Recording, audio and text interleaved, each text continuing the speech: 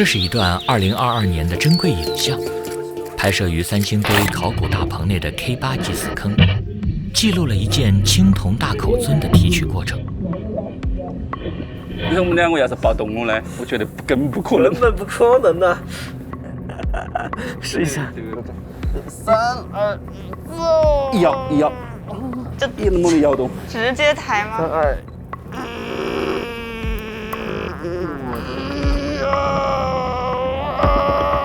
没行。纹丝未动啊！再来一次，3、2、1，走！摇一下，看这什么东西？动了。就是他们摇在想着动了。它要动，我没有看到。真的动了，看哈。哎 ，nice， 再来一次，1、2、切。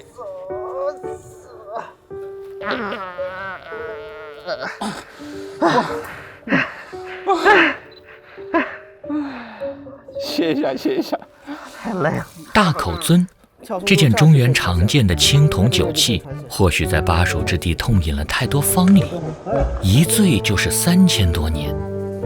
脆弱的口沿深深地倒嵌入土里，扶它出来实在是有点费力。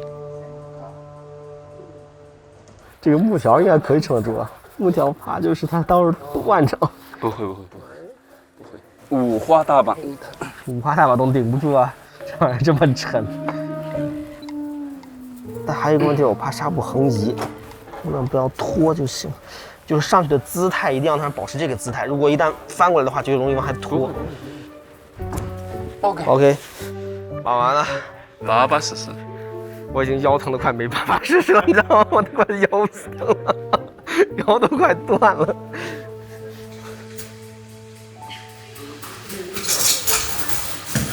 先别急，走。就这个速度，慢点，稍微慢点，等一下。这个口沿是插在土里了。先把主体上来吧，慢点啊，一格一格走。先绷紧，保证是垂直方向的啊。保证姿态是斜着的，因为那个前面口是斜着绑的。拉匀速拉就行了，是匀速拉。拉吧。再拉一点，再高一点，保证再高一点，再提高一点。好，可以。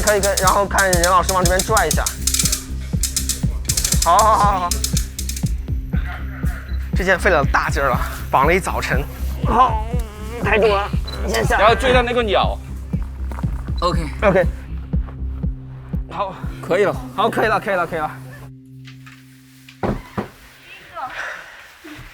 哎 ，yes， 很不错。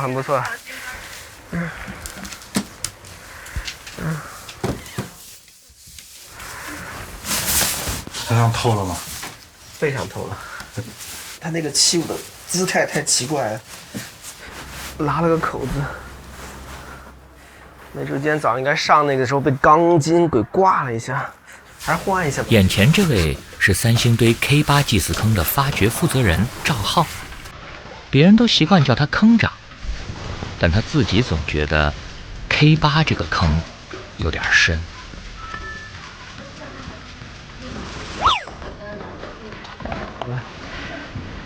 哎，10点了。赵浩负责的 K8祭祀坑，在三星堆已发掘的8个坑中，面积最大，器物最多。光有编号的文物就超过5000件，它们在坑内层层堆叠，姿态万千。犹抱琵琶半遮面。当年古蜀人特殊的掩埋技巧，给3000多年后赵浩的发掘制造了无数坑点。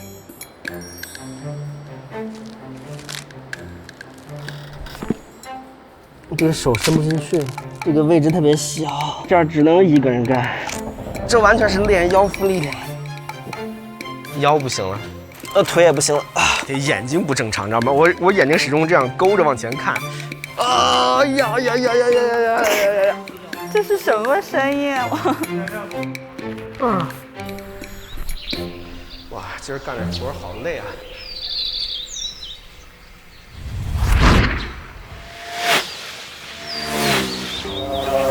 三星堆祭祀区的另一位发掘者乔刚，每天骑小电驴上班，他的驴很快，用惯性漂移过弯。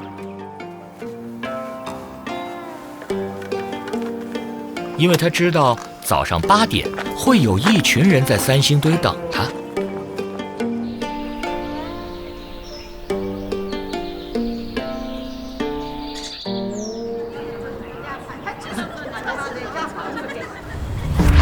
这是乔刚来到三星堆的第3115天，今天又是寻常的一天。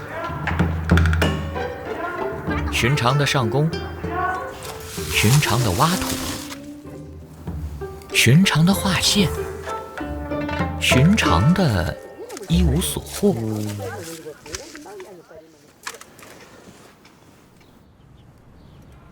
乔刚与赵浩只隔着1堵墙的距离。这对好邻居都在探寻3000多年前古蜀人祭祀行为留下的痕迹。我们现在只是挖到几个坑，对吧？坑外面的东西我们全部都还不是特别的了解，坑里面东西是怎么来的，这些我们全部都不知道。还有人住在哪儿的，人死了之后到哪儿去了，也不知道，对吧？这些问题都是后期要解决的。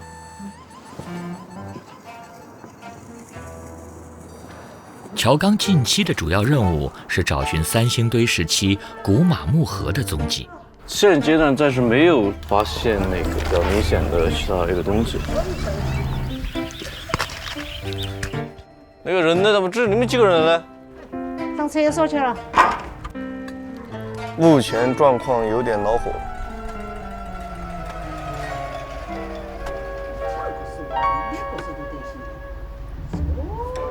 那有事嘞。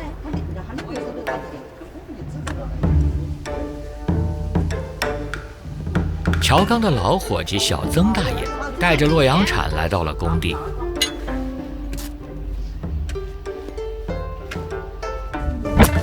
这把洛阳铲可以探到地表以下2米。最近这片工地被他俩打得千疮百孔，却还没有找到什么有用的信息。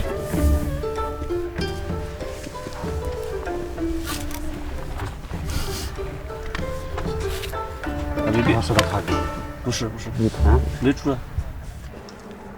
打探铲就像开盲盒，你永远不知道下一铲上来的会是什么。上面之前上面下去，不是这地方。他就在这儿打一个，我估计这个打下去应该有打到深处啊，就是。我觉得如果我们能够能够确定这个位置就是原来的河边的话，淤土啊，到淤土了。今天的开箱福利是这些看似不起眼的青灰色淤泥。这2节土我们可以看到，它是这个土是这种灰色的淤泥状的，就说明它下面可能应该是长期被水浸泡过的，就极可能应该就是河边。三星堆祭祀区沿河而造，找到了马木河的故道，就意味着祭祀区的边界有迹可考。我看挖了有1个月了，我没有白忙活啊。开心。在里边的话，你挖出来全是好东西，但是里边的话，那个相对来讲工作比较简单。借我一下。就是取东西做记录，但是外边的话，它就会稍微复杂一点，就是你要去判断各种遗迹它们之间的一个相互关系，其实也是一种挑战，也挺有意思的。乔刚那边没有大建筑，很多都是靠想象的。说不定那一铲子下去，下面就是蜀王陵。想要找到蜀王的可不只是乔刚一个人。K8的同学们早已把野心写在了背后。来，再给点刷子。每一个新发现都会离蜀王更近一点。这个太不按常理出牌了，这个太出乎意料了，这好诡异。这是个啥呀？那就是怪兽了，它连龙虎都不是了。嘴里叼了个东西的，叼着烟。他的眼睛在朝上，对，就是翻白眼的状态。显示了古蜀人对钱的崇拜。张口就来，现在都是。K8祭祀坑的考古日常不止提取，还有清理。赵浩和他的团队日复一日掏土清泥，沉浸在这块19平方米的方坑里。方里在三星堆不算特别常见，其实在中原地区也不算特别常见的东西，而这件做的是比较精细的那种。他们一般拿这东西做储存器，就像存钱罐一样的东西。我们怀疑里面装的是珠子和贝壳，你看这有贝壳，贝壳和珠子应该原来是这个器物里面的，都掉出来了，所以这个附近是啊，不要吧！这种关键时刻挂在这里没有电，还好我有头灯。这边一到农忙时间就会停电了，一旦到大用电量后，那个电流可能不行。哎呀，来了，好了，来电了，又到锻炼腰腹力量的时候了，先拉一下。哎呀，纹丝不动，动不了的结果就是慢慢掏。眼前这个3000多年的储存器，位置刁钻，紧贴坑壁，承受了太多岁月的沉积。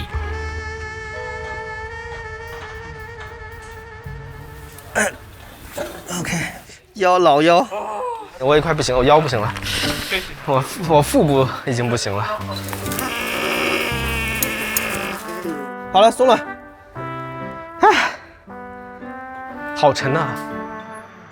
压垮赵浩腰的不单是青铜垒的问题，这土太重了。如果我们稍加分析，他在升降台上俯卧时的受力，就会发现他的叉腰肌。的确承受了这个年纪不该承受的压力。哎，他累死我了。赵浩和他的团队就是以这样反向躺平的姿势忙活了将近1年。我们开始想得很乐观，来之前我们刚开始的计划是我3月号开始工作，我8月份就能到整个的堆积层。结果发现完全是在做梦啊！就是因为太密集了，8月份才刚刚把灰烬层才做完，当时哇，总算结束了。然后结束之后，发现又一个噩梦又开始了。我下面还是啊，这太厚了，而且很多，这你看，这有1、2、3、4、5层到6层，我觉得还得2个月。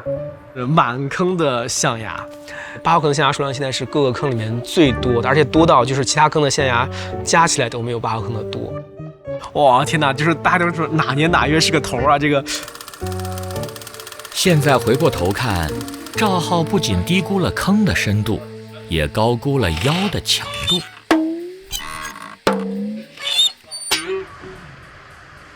穿越了噩梦般的灰烬层和象牙层，艰难抵达器物层。赵浩在清土之余，不忘找寻深坑里古蜀人留下的蛛丝马迹。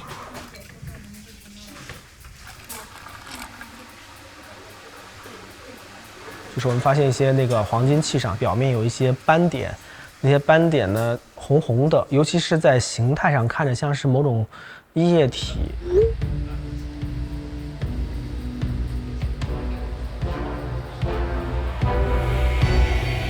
尤其是在形态上看着像是某种液体。文保中心的卢海子负责3星堆金玉器的清理，他也发现了同样的疑问，两人一拍即合。福尔摩斯赵找到了他的化身。赵老师，就是那天跟你说那个，上次说那个黄金上那个东西。对，我正在看。原来赵浩发现的红斑并非孤立，在其他祭祀坑，甚至1986年出土的文物上也有类似的红斑出现。情况，所以我们一直在想知道那个斑点是怎么形成的。我们也想到有可能是某种液体颜料浇到了这些器物上，或者是血。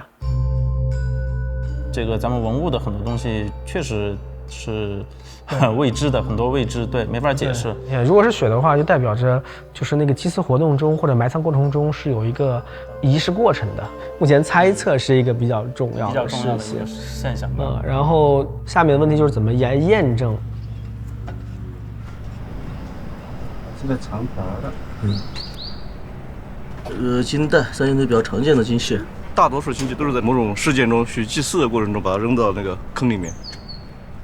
近10年的发掘经验告诉乔刚，金代残片的意外发现意味着祭祀文明的重要线索已经近在咫尺了。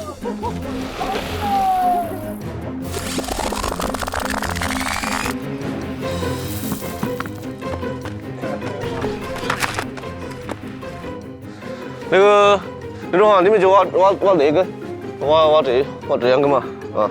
哎，你们过来挖这儿啊！我跟你们说的是挖这儿的嘛，又跑哪儿去了？快些！我就在这儿。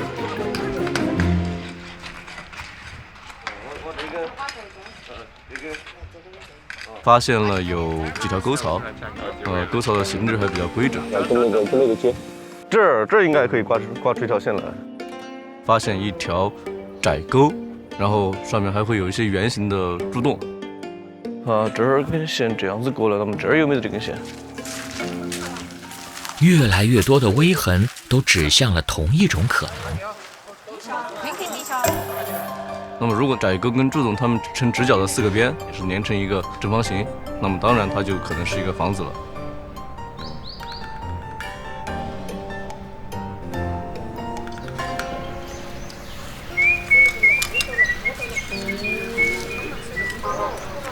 哥们儿，然哥，这个是个啥东西哦？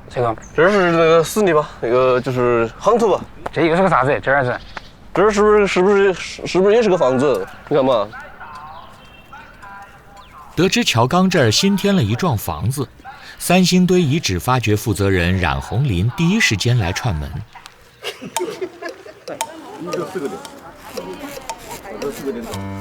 可惜这座房产证信息不全，所有权人、建筑面积、竣工日期、规划用途并不明朗。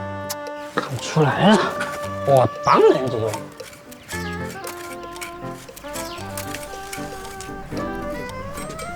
你想找啥子？有没得明确的证据证明这个是5层打破5层的？就是之前我一直在质疑你那个5层的一个东西，就是我一直觉得这一块区域这个5层跟里面那个5层是不一样的5层。乔刚他们口中的5层土，这里可以理解成三星堆人在祭祀区堆积的一层垫土。你刚才说的嘛，挖那个深井是先把它挖了个坑的嘛，再做的房子的嘛。你5层是不是在一个极短的时间形成的？你要有这样一个。我现在就是要通过这个房子这个来证明它这个5层是，因为可能5层是后头那个房子建好之后垫的一层。先盖房还是先铺土？这是一个类似先有鸡还是先有蛋的问题，它可能决定着房子的建造时间乃至它的功能和用途。找点证据好不好？我想一想啊，就是要找5层比房子晚的证据。对。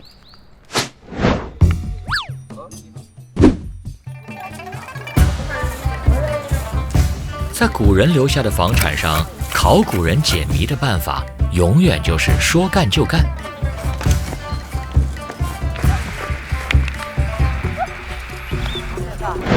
可以。中间那些隔梁可以全部打好噻。这一排全部给它整了。对。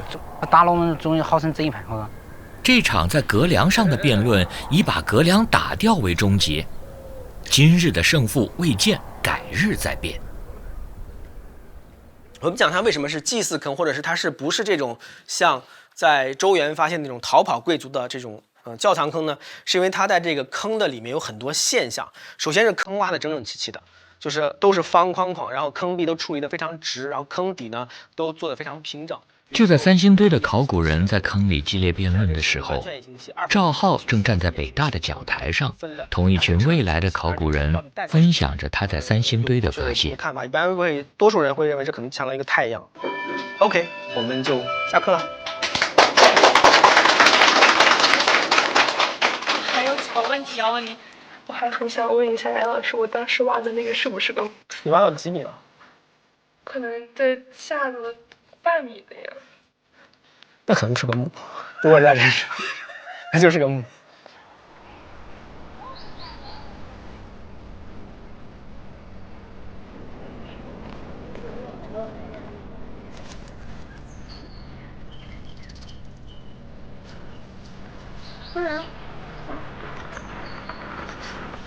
好像不太饿。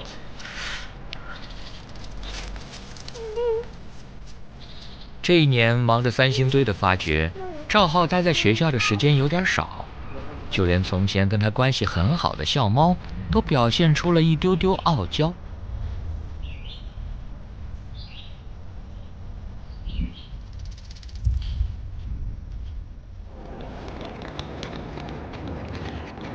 下了课，拿上行李，赵浩又踏上了去往三星堆的列车。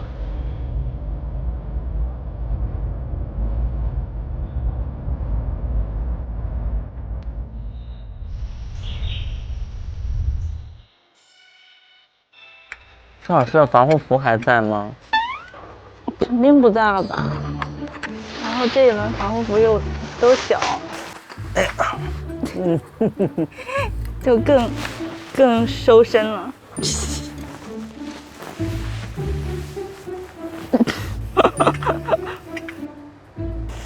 回来了，回来了。而这次就不走了，不走了，这次就可以了，不走了。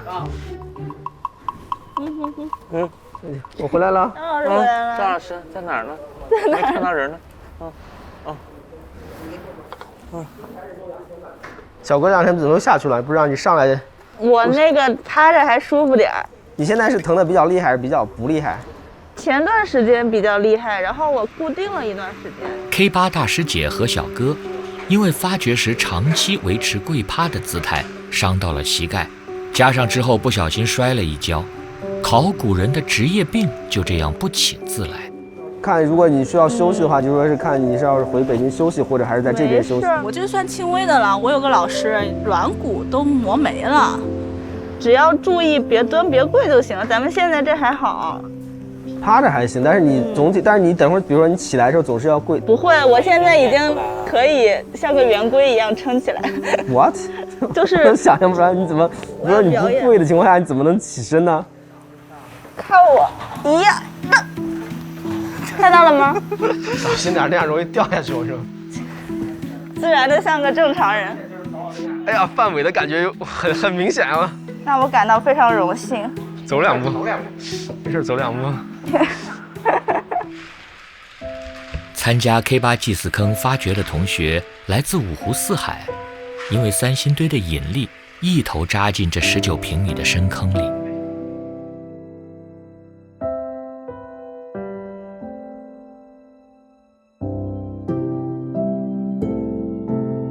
干考古的话，你会跟很多人接触，你会认识形形色色的人。包括我在这儿就认识了你们嘛，本来我比较自闭，然后现在有感觉跟人打交道之后，这也会收获很多你意想不到的那种温情，对。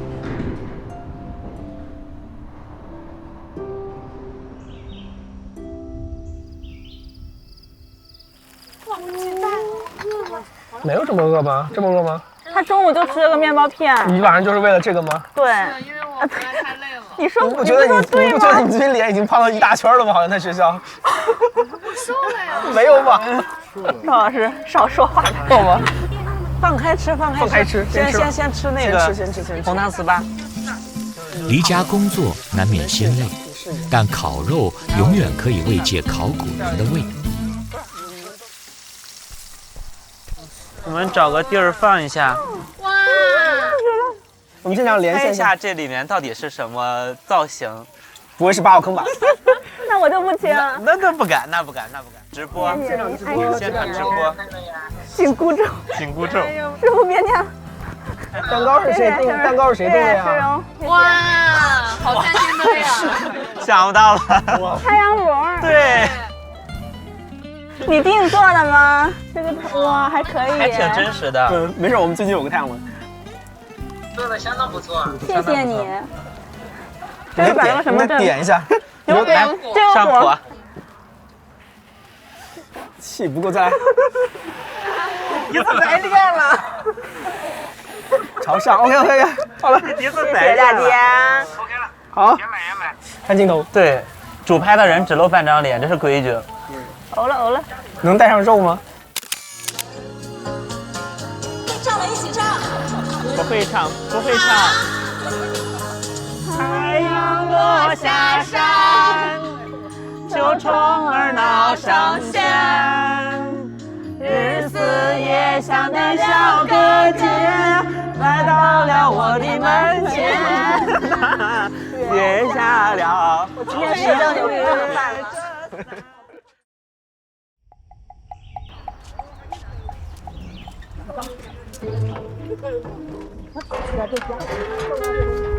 我喊当人打，要永昌。有。我喊哪个赢啊？你不要我喊别个，你在那儿赢啊！任宗云，杨一方，杨一方。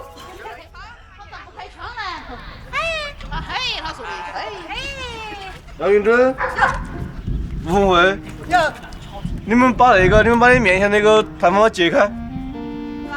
哎，把它解开。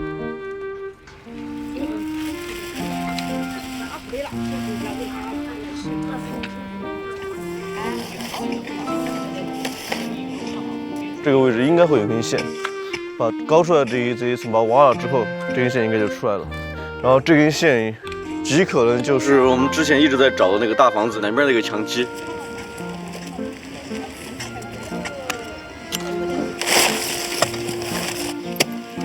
自从上次打掉了工地上的隔梁，房子原本被遮挡的结构开始逐渐显现。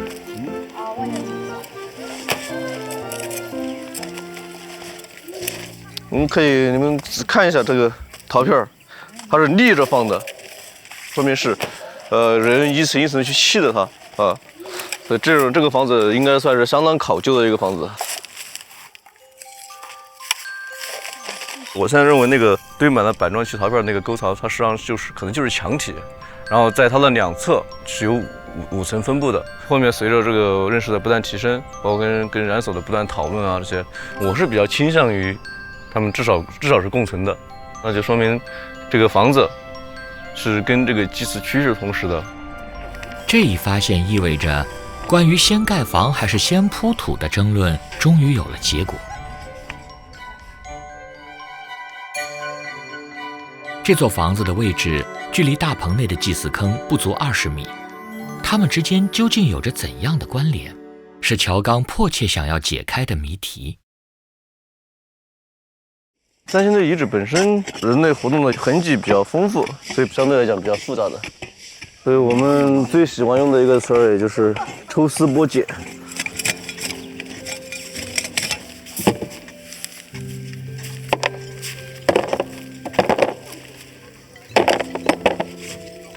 从不起眼的陶片到残缺不全的石丛、石虎，在乔刚眼里都可能成为破解房子身份的重要证物。像这种石器啊，在三星堆来讲，它应该算是礼器，应该跟祭祀有很大的关系。说不定这种石虎就埋在基坑里面，就类似于我们现在的奠基仪式。是什么样的建筑才需要做这样的奠基仪式啊？这也是一个非常重要的一个点。种种迹象表明，这座房子地位不一般。经过了几个月的准备，赵浩的红斑猜想也有了新进展。通过排除法，赵浩先用实验排除了红斑是朱砂的可能。假设它是血，然后你去验证它是或者不是，证明或者证否嘛，然后就怀疑是在过程中有泼洒鲜血的这种习惯。对，查到的一些研究，从1980年代以来，零零星星的都有，因为本身这种东西就少。前2天我看那个是这个。也是个金面具的哈，黄金面具的，1000年的金面具。对，测了一个这个秘鲁出土的这个黄金面具的，然后怀疑上面是有血，然后他们然后做了2个，一个做那个红外的，我们刚好有红外的机器，我们刚好试一下。OK。想办法找点对比样本，对吧？比如说我也取一点硫化汞的，然后我自己放点血，然后同时，那就只能这样了。反正我没人试嘛，先上这个吧。Start。它是这样的，差多了，不一样。这方法还是歇了。OK， 不打其他的了，就这样吧，也没必要了。就是最重要的，可能还是样品的时间长了，包括我们旁边的土本身没清太干净，有很多杂质会影响那个红外光谱的出现。红外光谱实验效果并不理想。经过了3000多年漫长的时间，红斑成分残留已所剩无几，这让实验论证更加艰难。有可能是，比如说我们这在忙活了大概几个月时间，最后发现的东西就是土壤里面的东西，或者是一个非常天然的一个东西啊，我们就没有意义的事情，那是很正常的事情。反正明天到时候等那个卢米诺来之后，喷卢米诺才是核心的问题。这个等啥来？卢海基同志的弟弟，不是，叫米诺，对，叫米诺。啥呀？等着那个我弟弟来吧。等着你弟弟来吧。就这样，你的兄弟来吧。爱看刑侦片的赵浩从破案上找到灵感，找来了卢米诺试剂。卢米诺溶剂大量的是用在现在的这种刑侦上面的，比如说，这边有一个凶杀案啊，那是肉眼看不到有任何东西的情况下，实际血红蛋白会留在这些东西的表面。如果喷卢米诺溶剂的话，发光会发光，发光原理和萤火虫的发光的发光原理是很像的。那么在这种情况下，它就会出现这种淡淡的蓝色，基本能够证明里面有铁离子，可以确定哦，这地方是原来是有过血迹的可能性的。卢米诺实验可以检测到血液中铁离子的存在，是刑侦破案的常用手段。好嘞，好，现在准备开始。看样子应该是不打游戏，对，一般都是刑侦都是几十年，最多就是几十年之内的。没事，试一下嘛。但是他们有过就是也到时候不是说考古上没用过，考古上是有用过，但是一般来说量的概率会比较小。就是当做验尸子了。希望有比较好的结果，先等一下。那我开始弄了啊，关灯开始啊。你快滴。我看不到任何东西。没有。不行。看来应该是太淡，可能要么还是时间太长太淡了。那要不然现在换一下，那就用这几个位置吧，还是用这几个比较明显的位置。好。那主要是有土。关灯吧。没有反应。哦，太亮了。行，这个。哦，看这里就有的，亮的。很明显。哇，这很明显了。很明显了。哦，这一片你看感觉好像都在发蓝呢。对，有的。对吧？我觉得你看这个亮度，我的星星的亮度，它已经亮得不可思议了。对，已经很亮了。哇塞，漂亮！打开灯之后果然什么都看不见。对，这样的话基本可以确定上面就是血的可能性就多了。虽然我们不能完全确定这个事儿，完全确定这个事儿，但是起码是朝好的方向在走。好，成功完成一个任务，棒棒哒。随着那一抹幽蓝出现，持续了几个月的红斑猜想，终于有了关键性的结果。这有可能是来自于人、猪、牛的任何一种东西。不管是什么血吧，就说是从我们对于三星堆这个祭祀活动的理解上来说，就要增加一个很大的一个认识了。比如说，这到底是祭祀活动，还是破坏活动，还是毁灭活动？那么实际上是有一个不同的一个概念的。那么下面就可以取 DNA 的样了，就等于说做 DNA 的血斑的样。红斑实验的阶段性成功，足以让赵浩这个细节老饕反复回味一番了。哎呀，吃啥子吧？呀，肚子那么大，还没几根挺少。哎呦，都撑到了，眼睛都肿泡泡的嘎。那有潮这么这么多潮这么大，都变成啥子嘞？那吃干一点要得。我想少不特别恐怕个喜庆个讲究。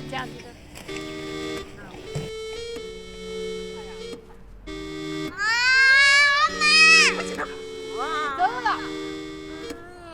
妈就在这个呀。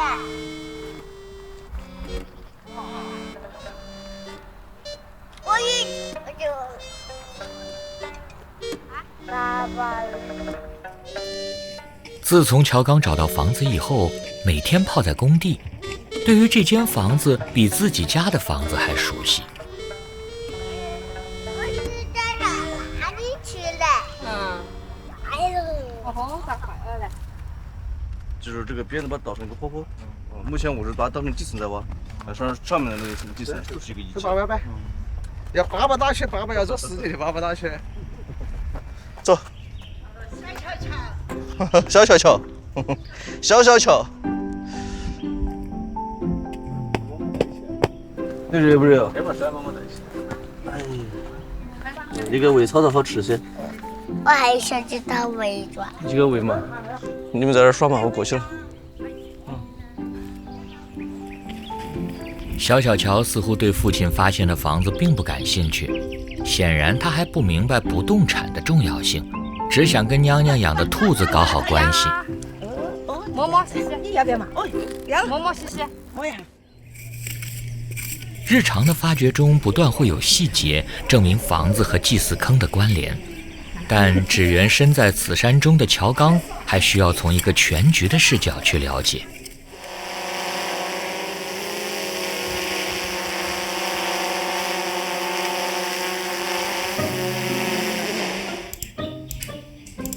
目前看起来是60多个平方，但是有可能还没找全。我们发现了有2个柱洞，这个很明显那个位置可能是一个就是属于门的位置。然后在这2个柱洞的正前方，我们又发现了有一个方形的沙土，这种沙土很明显是有意为之，相当于你进门的时候有一个土地做了一些处理嘛，这也是比较讲究的一种做法。然后整个这个门的话，并没有开在这个墙的正中间，我们也很诧异它为啥不开在正中，摸不透。三星堆人就是这样天马行空。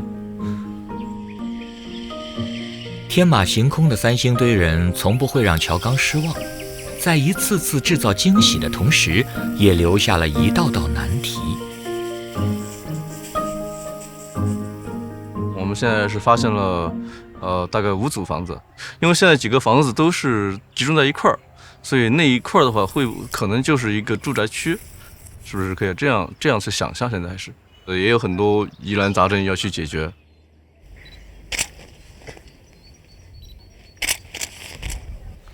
真的好，可能外面才是真正的祭祀场所，那坑的确是太怪了。雷雨站长也曾主持发掘过一座大房子，位于青关山台地，那是迄今为止三星堆发现的规模最大的建筑遗址。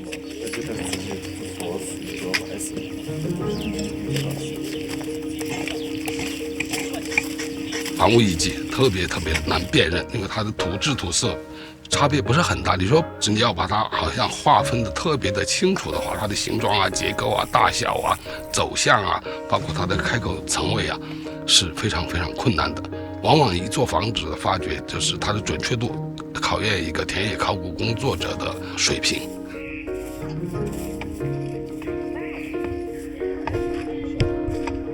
当年青关山遗址的发掘持续了整整5年，而这座祭祀区的房子工作才刚刚开始，还有很多疑问等着乔刚去解决。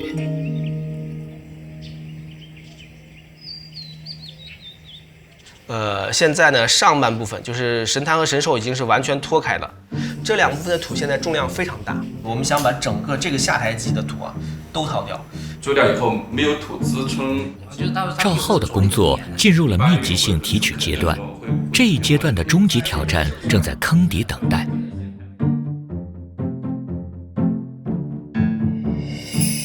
它就是 K8 祭祀坑仅此一件的青铜神坛。与86年出土的神坛相比， K8 的神坛体型更大，保存更完整，高度就超过了80厘米。整个8号坑大的器物的提取从这个神坛的开始，因为前面虽然也有一些零零散散的东西，但是那个提取难度都相对小一点，这个提取难度比较大，而本身它太脆弱了。为了提取这件名副其实的国宝级文物，赵浩先后进行了一系列周边清理，基本解决了神坛附近的叠压关系。他现在要从神兽这儿卡过来，有一个问题，就是我的腰腹力量是不够的。好了，哇，这个青铜镂空之后看着好壮丽啊！这肯定好看啊。这个镂空之后太壮丽了。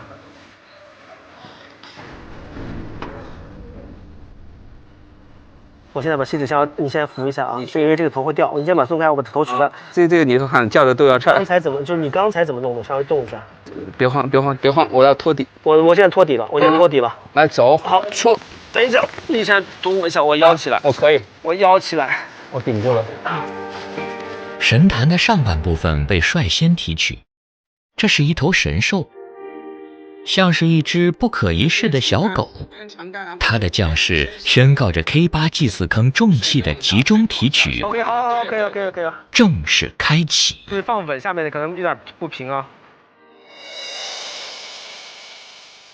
舱内赵浩的 K8祭祀坑提取依然在继续，器物表面红斑的谜题也需要更多的实验分析。舱外乔冈祭祀区房子的边界也越来越清晰，他们正在一步一步地解开微痕之下那沉睡了3000多年的秘密。一片考古工地，有人会觉得它平淡，有人会觉得它无趣，但是仍有一些人因为执念，因为梦想，你首先你要想到什么，你才有可能挖到什么，甚至仅仅是因为好奇，整个3堆跟我身上打了个烙印，便扎根在这里，探索未知的浪漫和神秘。